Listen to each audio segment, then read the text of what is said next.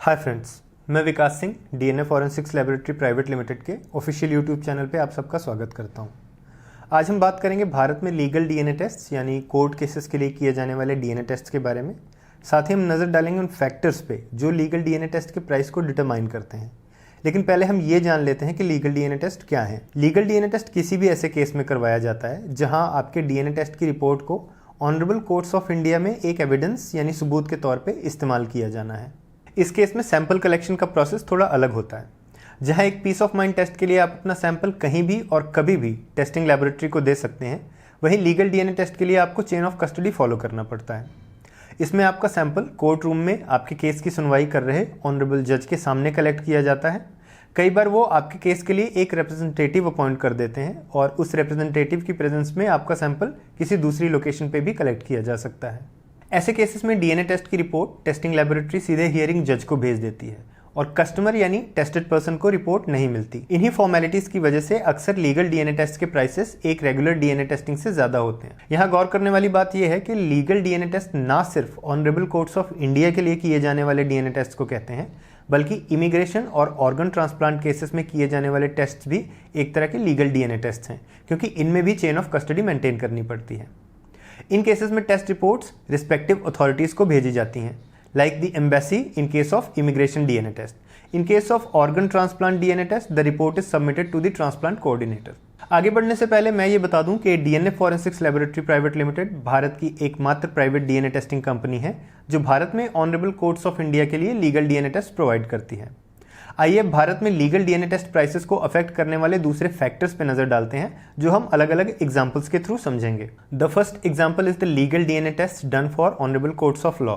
भारत में अगर आप किसी लीगल मैटर में ऑनरेबल कोर्ट के ऑर्डर पे डीएनए टेस्ट करवाना चाहते हैं तो इसके लिए सबसे पहले रिक्वायरमेंट है कि टेस्टिंग लैबोरेटरी भारत की होनी चाहिए और दूसरी रिक्वायरमेंट ये है कि टेस्टिंग लैब NABL अक्रेडिटेड होनी चाहिए। Court approved legal DNA test में सैंपल कलेक्शन का प्रोसेस भी अलग होता है। ऐसे केसेस में सैंपल या तो कोर्ट रूम में ऑनरेबल जज के सामने लिए जाते हैं या फिर किसी कोर्ट अपॉइंटेड रिप्रेजेंटेटिव की प्रेजेंस में सैंपल कलेक्शन होता है।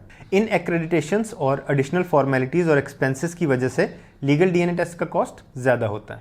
The second example is of organ transplant DNA test. As per the amendments in the transplantation of human organs act in 2014, अब ऑर्गन ट्रांसप्लांटेशन के लिए लिविंग डोनर और recipient का relationship confirm करना जरूरी है, जिसके लिए ऑर्गन ट्रांसप्लांट डीएनए टेस्ट एक मैंडेटरी प्रोविजन है। ये टेस्ट भी प्रॉपर चेन ऑफ कस्टडी में होता है। इसके लिए सबसे पहले सर्जन किसी पेशेंट को ऑर्गन ट्रांसप्लांट प्रिस्क्राइब करता है, फिर टेस्टिंग लैबोरेटरी से एक authorised sample collector set date और टाइम पे सर्जन की प्रेजेंस में ही पेशेंट यानी रिसिपिएंट और डोनर के सैंपल्स कलेक्ट करता है। फिर सभी डॉक्यूमेंट्स पे डोनर और सर्जन के सिग्नेचर होते हैं। इसके बाद टेस्टिंग लैब उन सैंपल्स का एनालिसिस करती है और टेस्ट की फाइंडिंग्स के बेसिस पे टेस्टिंग लैबोरेटरी का हेड गवर्नमेंट के द्वारा प्रोविजन एक स्पेसिफिक फॉर्मेट यानी फॉर्म 5 में अपने सिग्नेचर के साथ टेस्ट की रिपोर्ट हॉस्पिटल या ट्रांसप्लांट सेंटर के ट्रांसप्लांट कोऑर्डिनेटर को देता है और इस स्टेप के बाद ही ट्रांसप्लांट कोऑर्डिनेटर वो रिपोर्ट ऑर्गन अप्रूवल कमेटी के आगे प्रेजेंट करता है और फाइनली रिपोर्ट के बेस पे या तो ट्रांसप्लांट को अलाउ या डिसअलाउ किया जाता है। इन सभी एडिशनल फॉर्मेलिटीज और फॉर्म 5 के एडिशन से ऑर्गन ट्रांसप्लांटेशन डीएनए टेस्ट का कॉस्ट भी एक रेगुलर यानी peace of mind relationship DNA test से ज्यादा होता है। Now let's discuss the third example, that is immigration DNA testing in India. अगर आप विदेश में अपने किसी रिलेटिव के साथ सेटल होना चाहते हैं और आपने वीजा अप्लाई कर रखा है तो आपके एप्लीकेशन में लगे हुए डॉक्यूमेंट्स में आपके स्पॉन्सर के साथ आपके रिलेशनशिप का प्रूफ अटैच होना चाहिए। अगर आपके डॉक्यूमेंट से स्पॉन्सर के साथ आपके रिलेशनशिप की कंफर्मेशन नहीं हो पाती तो आपका वीजा एप्लीकेशन रिफ्यूज हो सकता है। ऐसे केसेस में इमिग्रेशन एप्लीकेंट और स्पॉन्सर को अपना अपना डीएनए टेस्ट करवाना मैंडेटरी हो जाता है। हाँ, ये जरूरी नहीं कि वीजा रिफ्यूजल के बाद ही आप इमिग्रेशन डीएनए टेस्ट करवा सकते हैं। अगर आप अप्लाई करने से पहले डीएनए टेस्ट करवा लें, जो कि हम आपको रेकमेंड भी करते हैं, और साथ ही टेस्ट की रिपोर्ट को प्राइमरी डॉक्यूमेंट्स के साथ लगा दें तो आपके वीजा अप्रूवल के चांसेस डेफिनेटली बढ़ जाते हैं। यहाँ ये समझना जरूरी है कि अलग अलग कंट्रीज के लिए वहाँ की इमिग्रेशन एजेंसीज के अलग अलग नॉर्म्स और स्पेसिफिक रिक्वायरमेंट्स होती हैं, जिनमें अलग अलग तरह के अक्रेडिटेशंस भी शामिल हैं। जैसे भारत और भारत की नेबरिंग कंट्रीज के लिए ISO 17025 and ISO 15189 that is NABL accreditation की जरूरत होती है।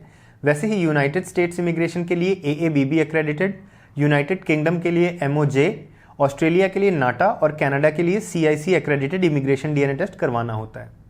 ये एक्रेडिटेशंस और formalities legal immigration DNA test के हायर प्राइसेस का एक कारण है। हमारे रेगुलर और लीगल डीएनए टेस्ट के प्राइसेस से अपडेट रहने के लिए आप हमारी वेबसाइट www.dnaforensics.in पे विजिट करें।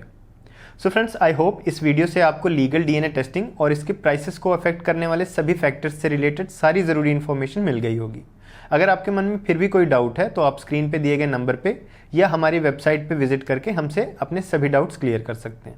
इस वीडियो को ज़्यादा से ज़्यादा लोगों के साथ शेयर करें और हमारी आने वाली वीडियोस से अपडेटेड रहने के लिए चैनल को सब्सक्राइब करके बेल आइकन ज़रूर प्रेस कर दें। Thanks for watching, have a great day ahead.